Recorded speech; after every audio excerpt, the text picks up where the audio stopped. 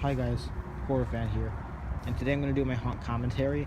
A few of the scene setters and plastic fell down, and that's drooping more than it was yesterday on Halloween. Well, yesterday was Halloween, the day that I'm recording this, so I'm recording this in November 1st, so I used PVC for this part. This is the spiderweb hallway, and again, some stuff is down, like very, very few, but I think most of it's in order as it was on Halloween, this was the spider hallway. I had a tap spider right there and he jumped out.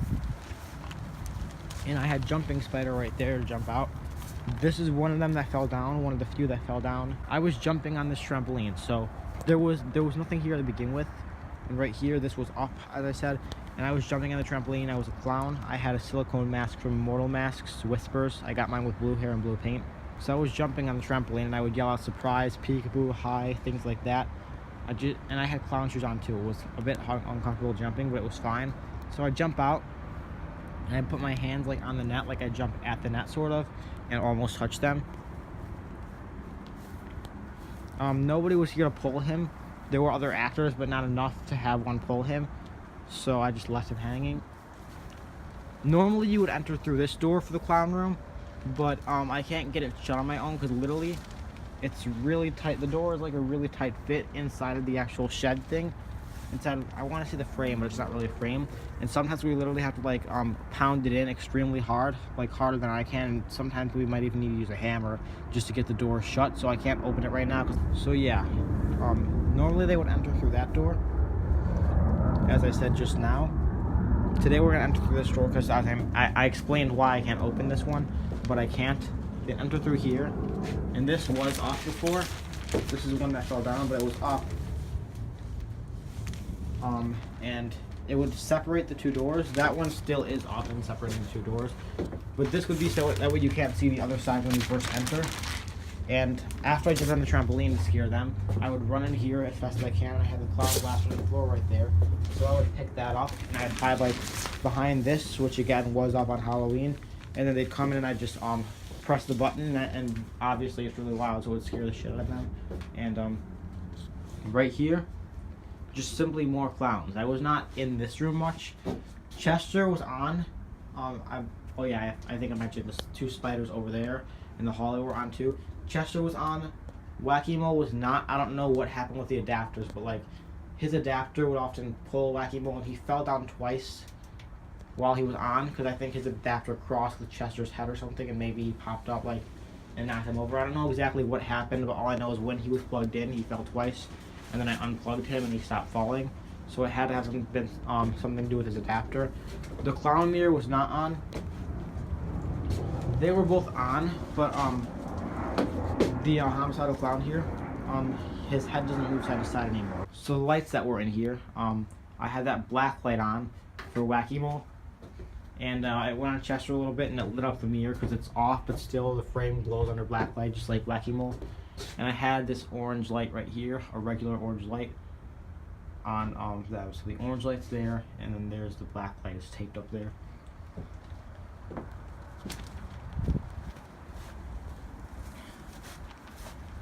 Here's the asylum. So right here, I had a strobe light, as I did over there by the trampoline, but it's not there anymore. I brought it in so it didn't get rained on. But basically it was like I was jumping on the trampoline, and the strobe light was like acting as sort of like a circus spotlight in a way, even though it's not really a spotlight at all. It like lights up probably a lot of the yard, but some parts way more than others. Like directly across it was way more lit up under the strobe than like on the side and stuff, because it's a mini strobe. But there was a strobe light there and in here.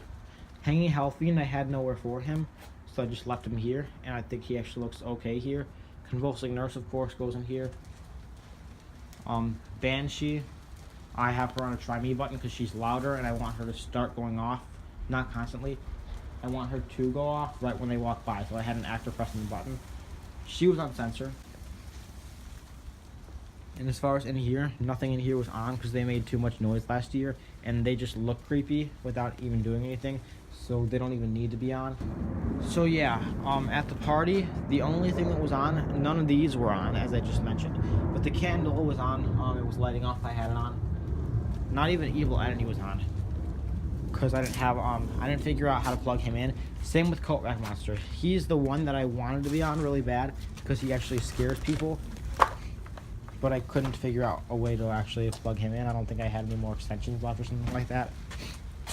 And here is just a short dark hall with these black plastic cuts hanging, like cuts of black plastic, and that leads into my satanic church. So obviously there's the pentagram with the goat skull, blood sprayed on it, you know, quote unquote goat's blood. But he couldn't, the actor in here couldn't actually do the goat's blood while they were here because it would have looked stupid. They would have crouched. Because originally I said spray the goat's blood on the pentagram when they walk by. Obviously fake blood, not goat's blood. But so he ended up, because it would have looked stupid if he crouched. I realized that.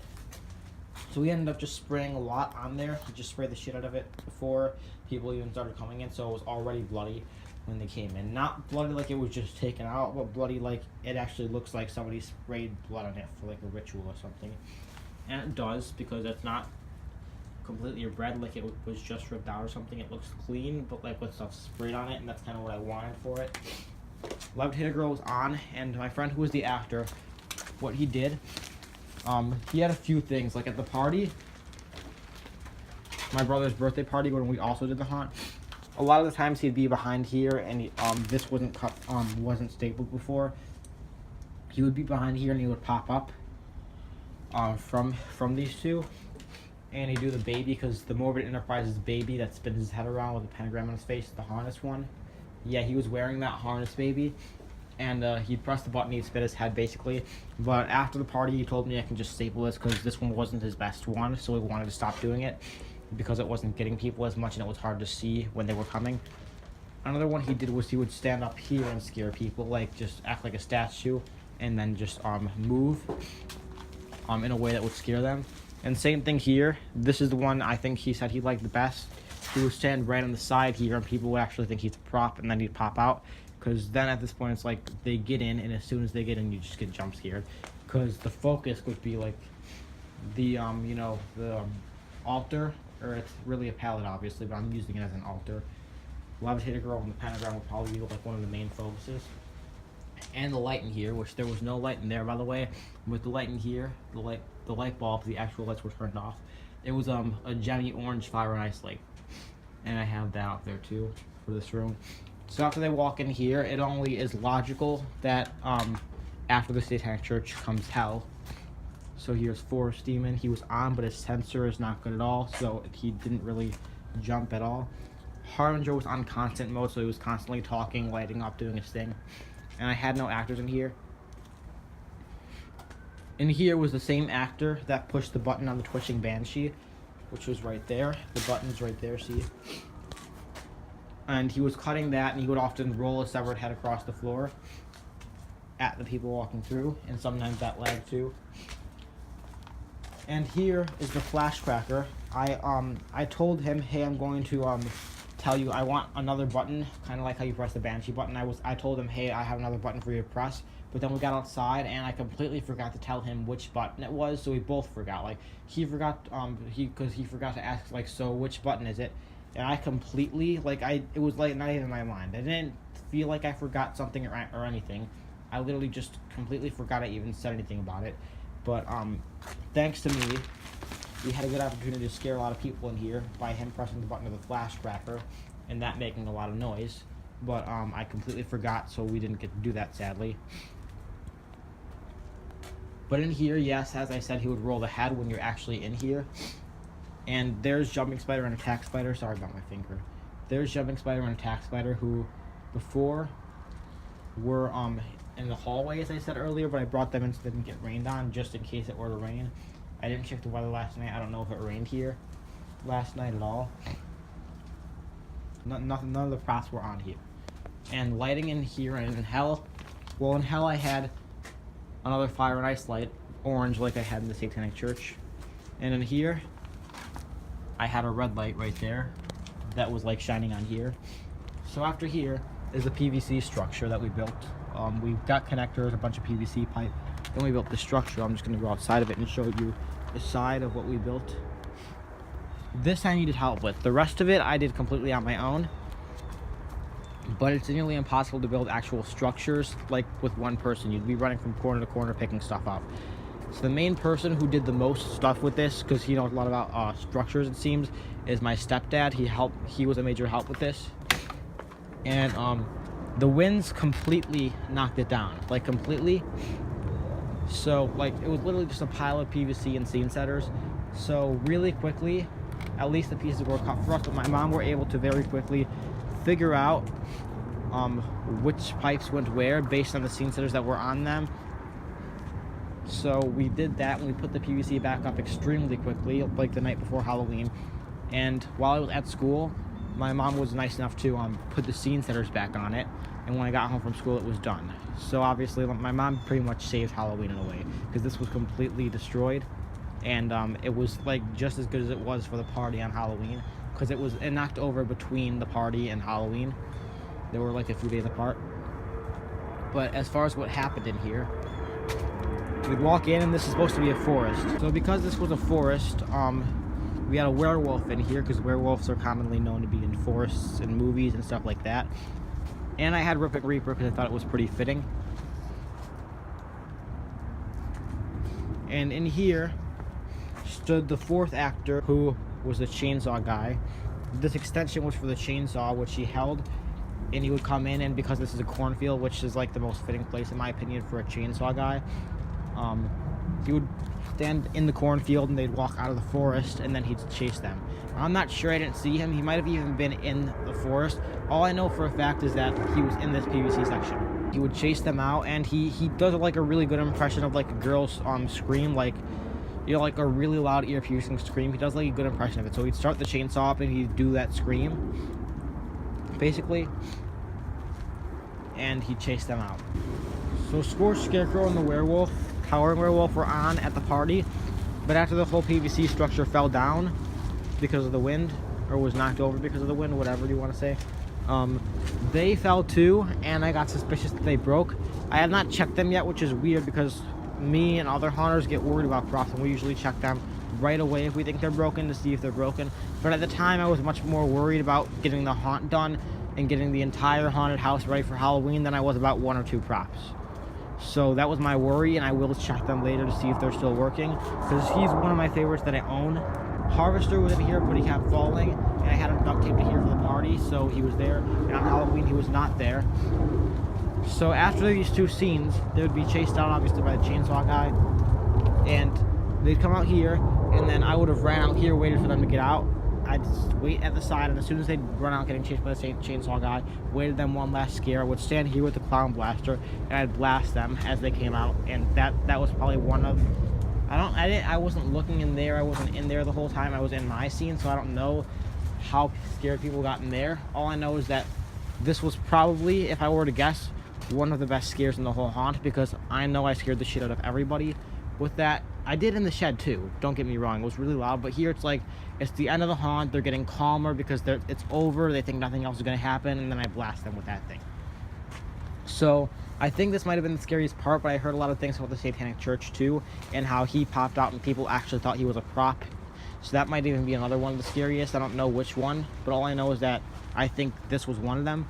I used these scents right here for bright props, and I don't like the fog ones, because then in order to get the scents in the fog, in order to get scents in each room, I would need to have fog in literally every single room, and I don't want to do that because fog is not necessarily fitting in all rooms, if that makes sense.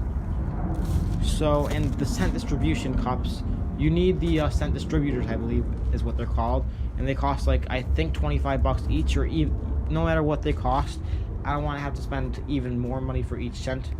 So the best way to do it, I thought, was getting these spray scents, the scented cologne spray, and spraying them on the plastic and on the props. And I'll name all the ones I used, and if I repeat repeat names, that's because I used it in multiple rooms. So in the Spiderweb hallway, there was nothing. And here there was cotton candy, bubblegum, popcorn, and Rot and Decay. And here there was hospital and rotting decay.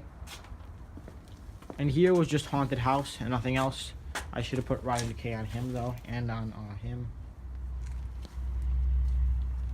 And here I use sulfur because sulfur is a sign of fire and brimstone, aka hell. And I'm not completely sure at all, but I think Satanists might even do some rituals with sulfur. But regardless, what I do know for a fact is that it's a symbol of fire and brimstone. So I used it in here because I wanted it to smell like sulfur. And of course, because this is hell, it needed to smell like sulfur, the representation of basically what hell is, fire and brimstone. So there was sulfur in here. I also used charred corpse and hell. Of course, they used hell for hell, and I sprayed that on him. And here there was rot and decay, slaughterhouse, and chainsaw.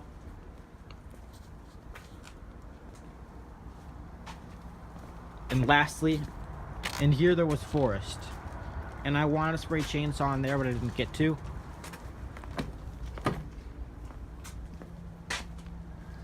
And there's the chainsaw right there. I forgot to show this. But here it is. We took the chain off of a real chainsaw. You can literally put your entire hand around it while it's on and nothing will happen. So it's like completely safe.